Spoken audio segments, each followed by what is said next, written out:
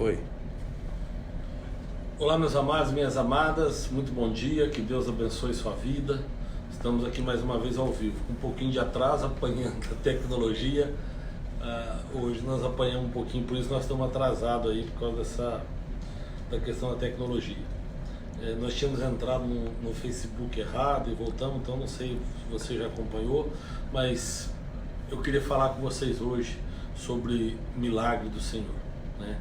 E eu estava falando agora há pouco sobre Lázaro, um amigo de Jesus que faleceu e que Jesus o ressuscitou, né? Jesus ele vai ele está na região da Galileia, e lá ele é avisado que Lázaro está muito enfermo, muito doente. E Jesus, quando vai para Betânia para ver o amigo, ele já havia morrido há 4 dias. E aquilo ali causou uma comoção muito grande entre os judeus, porque era uma família querida. E então Jesus, vendo a comoção do povo, vendo a tristeza das irmãs de Lázaro, Maria e Marta, ele vai até onde Lázaro estava sepultado.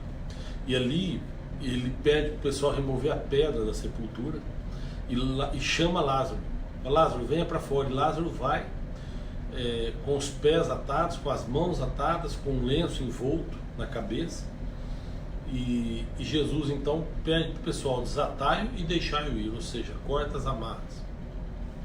Então essa mensagem ela fala algo muito forte no nosso coração, porque Jesus ele já havia decidido que ele ia fazer um milagre. Ele ia fazer um milagre na vida de Lázaro. Ele ia dar novamente a vida a Lázaro. Mas antes disso, ele pediu para o pessoal remover a pedra. E acontece que muitas vezes a gente espera um milagre de Deus, mas a gente não está disposto a remover a pedra. E Deus é um Deus do sobrenatural. Deus ele quer fazer na tua vida o sobrenatural. Então é necessário que a gente remova as pedras para que Deus possa operar o milagre. A grande questão é essa, que a gente não quer se preocupar ou não quer ter o esforço suficiente para remover a pedra. Às vezes acha a pedra pesada, às vezes acha que é muito difícil, às vezes não tem ninguém para ajudar, mas é necessário remover a pedra para que a gente receba então o milagre de Deus. Jesus fala, pessoal, desamarre. Outra coisa, às vezes a gente recebe um milagre na nossa vida, mas a gente continua preso no pecado. A gente recebe o milagre da vida eterna, porque é isso que Deus oferece para a gente, vida eterna. E a gente recebe o milagre, mas a gente não quer cortar as nossas amarras.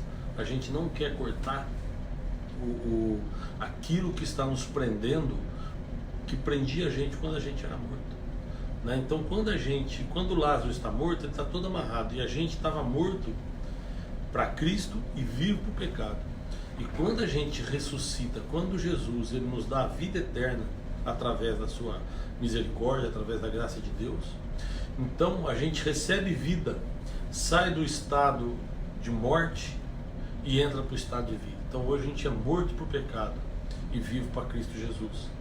Mas muitas vezes a gente continua com as amarras, muitas vezes a gente continua amarrado naquilo que nos prendia dentro do túmulo. E Lázaro, ele sai dali. E Jesus então, depois de operar o milagre, pede para o pessoal desatar Lázaro. E ele sai. E aquilo ali gerou um impacto muito grande na sociedade. Todo mundo ficou sabendo, porque era uma família querida. Betânia, onde eles moravam, ficava muito próximo a Jerusalém. E causou um alvoroço, porque as pessoas queriam ver Lázaro, queriam ver Jesus. Então, a ponto do pessoal, principalmente os sacerdotes, os fariseus, aqueles homens que eram os estudiosos da lei, a alta sociedade do judaísmo, decidiu matar Jesus. E Jesus teve que sair de lá, fugido. Então, eu vou ler um texto com vocês agora, que está no Evangelho de João, no capítulo 11, que fala assim, no versículo 46, fala assim, olha: mas alguns deles foram ter com os fariseus e disseram-lhes o que Jesus tinha feito. Depois os principais dos sacerdotes, os fariseus, formaram um conselho e que diziam: o que faremos, porquanto este homem faz muitos sinais? Se o deixarmos viver, todos crerão nele, e virão os romanos e tirar-nos-ão o nosso lugar e a nação. Então veja só, eles ficaram com medo de que aquilo que Jesus estava fazendo pudesse provocar em Roma, na corte romana, na coroa que César era o rei, né, algo tão impactante que ele poderia levantar Jesus como um governador ou como rei daquela nação de Israel, representando Roma. Esse era o medo deles, lógico, né? Porque Jesus não estava ali para isso. Jesus chega inclusive a fugir do povo quando o povo tenta coroá-lo como rei, mas ele reina no mundo espiritual. Ele é o rei dos reis. Ele jamais precisaria ficar sob o comando de Roma. Mas o medo daqueles fariseus, daqueles sacerdotes era esse, era que ele fosse levantado e eles perderiam então a boquinha deles. Isso é o que talvez mais dificulta uma pessoa a aceitar Jesus como Salvador de sua vida. É a gente perder coisas. Tem gente que não quer o Evangelho porque vai ter que perder algumas coisas, tem que abrir mão de algumas coisas. Então, essa questão da perda, muitas vezes, é o que impede as pessoas de ter acesso a Jesus Cristo. O que você tem medo de perder? O que você não quer abrir mão? Por que Jesus oferece tanta ameaça para você? Né?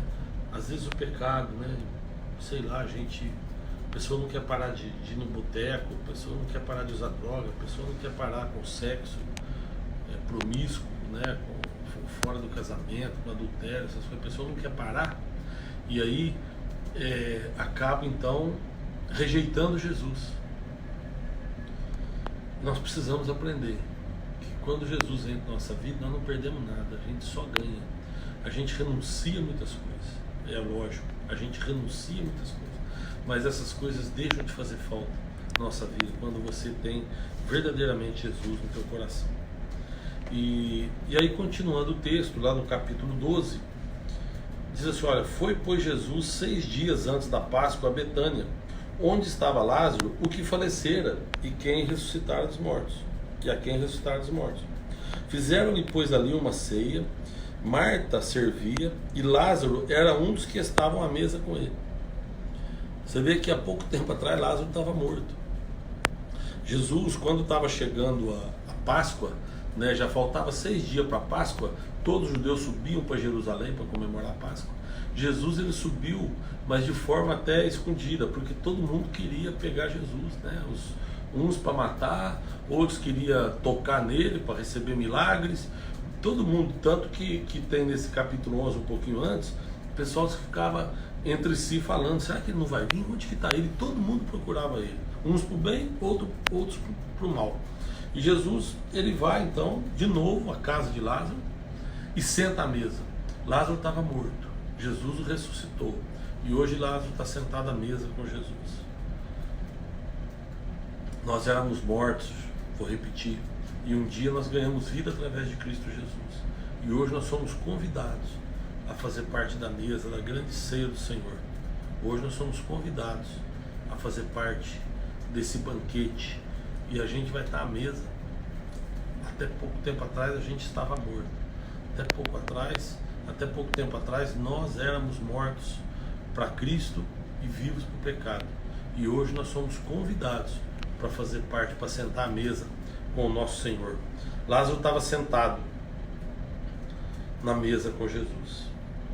Maria, tomando uma libra de unguento de nardo puro, de muito preço, vou repetir, de muito preço, ungiu os pés de Jesus e enxugou-lhe os pés com os seus cabelos. E encheu-se a casa do cheiro de unguento. Maria pegou o nardo puro, aquele unguento caríssimo, tá aqui de muito preço, e ungiu os pés de Jesus. Jesus ali mais uma vez é a nossa humildade, porque a unção na cabeça era muito comum entre os judeus, né? Na cabeça da ovelha ou na cabeça do sacerdote era muito comum jogar óleo, unção, unguento, óleo de unção, unguento, azeite, quando ia ungir as pessoas ou os animais. Mas Maria chega e unge os pés de Jesus. Meu amado, não tem lugar mais alto que você possa estar do que nos pés do nosso Senhor Jesus Cristo. Nos pés de Jesus é a nossa maior ascensão, é a maior ascensão de um ser humano. E é lógico que isso também desagradou alguns, porque o unguento era muito caro. Então no versículo 4 fala assim, ó, então um dos seus discípulos, Judas Iscariotes, filho de Simão, aquele que havia de trair, por que não se vendeu este unguento por 300 dinheiros e não se deu aos pobres? Olha só a sugestão, por que em vez de fazer isso não vendeu esse unguento por 300 dinheiros? Judas traiu Jesus por 30 moedas. Aqui ele está falando em 300 dinheiros e doar aos pobres. Esse doar aos pobres foi só um pano de fundo, ele não está preocupado. A Bíblia, nós vamos ver no versículo seguinte, fala, ora, ele disse isso não pelo cuidado que tivesse dos pobres, mas porque era ladrão, e ele tinha a bolsa e tirava dali o que se lançava. Ou seja, Judas já praticava os pequenos delitos. Ele era responsável pela bolsa das ofertas que ele recebia das pessoas para eles se manterem, né, para a alimentação de Jesus e seus discípulos. E diz que Judas já pegava dinheiro dali, ou seja, já praticava. E tudo isso culminou na traição dele a Jesus. Então nós temos que tomar cuidado com os pequenos delitos, tomar cuidado com os pequenos atos que a gente acha que, isso é só um pecadinho. Não tem isso, meu amado. Porque quando você começa a pecar, vai culminar na nossa separação total de Jesus. Judas, ele foi seguindo, ele não se arrependeu, depois traiu Jesus, e aí arrependeu depois da morte de Jesus. Na verdade, não sei se arrependeu, se teve remorso, mas eu sei que foi no momento que já era tarde. Ele tirou a própria vida, ou seja, abriu mão da comunhão com Cristo. E quando a gente vive no pecado, quando a gente insiste em pecar, a gente está abrindo mão dessa comunhão com Cristo Jesus. A gente está abrindo mão dessa nossa salvação que vem através de Cristo Jesus, né? E Judas, ele prefere fazer dinheiro do que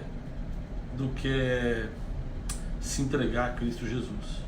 Então por isso ele criticou quando Maria ela se prostrou diante de Jesus e lavou os pés dele com unguento, né? Para ela era muito mais valioso a adoração ao Deus vivo, ao Rei dos Reis. Para ela era muito mais valioso glorificar a Deus do que qualquer outra coisa. Por isso Jesus fala, você não consegue servir a dois senhores, né? Porque você vai desagradar um. E Judas aqui já tinha escolhido qual senhor que ele queria servir. O Deus dele era o dinheiro. Eu não sei qual é o teu Deus, mas o primeiro dos mandamentos é que você não pode ter outros deuses na frente do nosso. Que você tem que amar Deus de todo o teu coração, de todo o teu entendimento. E a gente começa a criar deuses na nossa vida e nos afasta do Deus vivo e poderoso, aquele que é verdadeiro. Então não sei qual que é o seu Deus, eu não sei se é o sexo, eu não sei se é o dinheiro, eu não sei se é, sei lá, o vício das drogas, não sei. Eu sei que se você tem um Deus antes do nosso Deus verdadeiro, você tem que eliminar. Você tem que glorificar e adorar somente o único Deus que está nos céus, aquele que fez os céus e a terra. E Lázaro então, Judas então faz aquele comentário, e no versículo 7, disse pois Jesus, deixai-a para o dia da minha sepultura, guardou isso. Porque os pobres sempre os tendes convosco, mas a mim nem sempre me tendes. Na verdade, naquele momento ali, o que Jesus está falando, vocês precisam me priorizar. A minha presença agora é mais importante do que tudo. E é isso que eu quero falar para você também. O que na tua vida pode ser mais importante que Jesus? Faça uma reflexão, porque eu falo isso não é uma brincadeira. Jesus nos oferece a vida eterna. E nós estamos vivendo um momento de passagem, um deserto, onde o objetivo é chegar no final para alcançar a vida eterna. Então, a morte para quem está em Cristo Jesus não é o fim, é só o começo de uma nova vida. Mas nós precisamos estar ligados em Cristo Jesus. Muita gente dos judeus soube que ele estava ali. E foram não só por causa de Jesus, mas também por causa de Lázaro, a quem ressuscitaram dos mortos. E os principais dos sacerdotes tomaram deliberação para matar também a Lázaro, porque muitos dos judeus, por causa dele, iam e criam em Jesus. Amado, eles queriam pegar Jesus, mas não era só isso, ele queria também pegar Lázaro.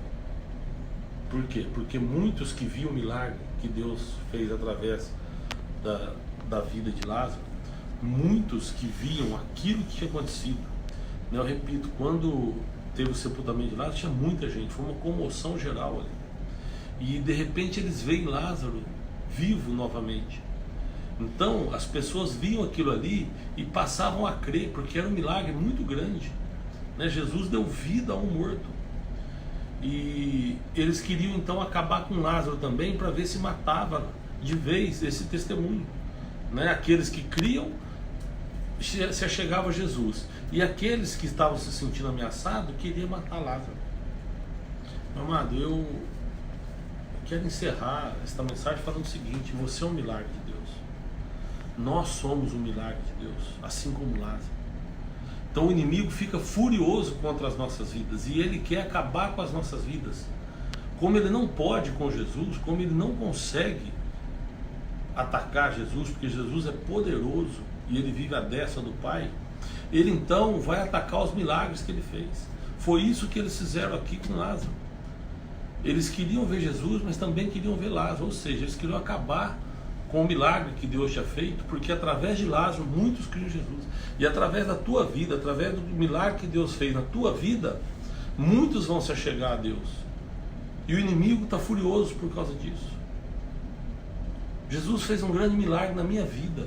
Eu também um dia estava morto, um dia também eu estava só vivo para o pecado, um dia eu vivia no pecado, e de repente Deus vem e começa a agir em mim, coisa que ele já tinha decidido há muito tempo. Mas a gente não deve questionar o tempo de Deus. Eu andei 40 anos de uma maneira errada, hoje eu tenho 49 anos, e aprendi que a gente viver para Cristo é morrer para o pecado. E é lógico que o diabo se levanta, o inimigo se levanta contra a minha vida, mas a guerra dele não é contra mim, a guerra dele é contra o reino dos céus. Então quando você resiste, você também está resistindo em favor do reino dos céus. Então nós estamos falando de reino, nós estamos falando que Lázaro, ele veio chamado à vida para reinar, para fazer parte do reino. E nós somos chamados à vida para também fazer parte desse reino celestial. E o inimigo está furioso e quer te pegar. Mas se você estiver com Cristo, se você estiver com a tua alma, com o teu espírito embasado no amor de Jesus Cristo, na misericórdia do Senhor, na graça do Senhor, então o diabo não vai ter poder sobre a tua vida, assim como eles não tiveram poder sobre a vida de Lázaro. Então vou repetir: você é um milagre. Você é um milagre que Deus colocou no mundo, e através de você muitos crerão em Cristo Jesus. Não permita que Satanás venha tirar esse milagre. Não permita que Satanás venha a vencer esse milagre. Que Deus possa te abençoar poderosamente, em nome de Jesus. Eu vou orar, depois eu vou mandar um alô para quem está nos assistindo ao vivo. Queria, quem pode fechar seus olhos. Senhor, nós te agradecemos mais uma vez, Pai, por esse momento, por esse dia.